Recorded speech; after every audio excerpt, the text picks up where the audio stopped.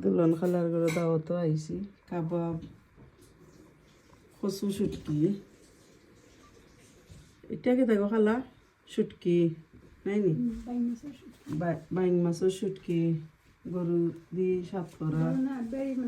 ও বেড়ির মাংস দিয়ে সাতফোড়া কেবেজ দি চিকেন না হাঁসের মাংস ও হাঁসের মাংস তারপরে কাবাব এগুলো গিয়া তোমার ফিশ কাবাব একটা হইলো একটা আছে পোলাও একটা হইলো চিকেন রোস্ট ভেজিটেবল কাবাব ইলিশ মাছ ভাজি ভর্তা কিসের ভর্তা বরবটির ভর্তা বরবটি ভর্তা সালাদ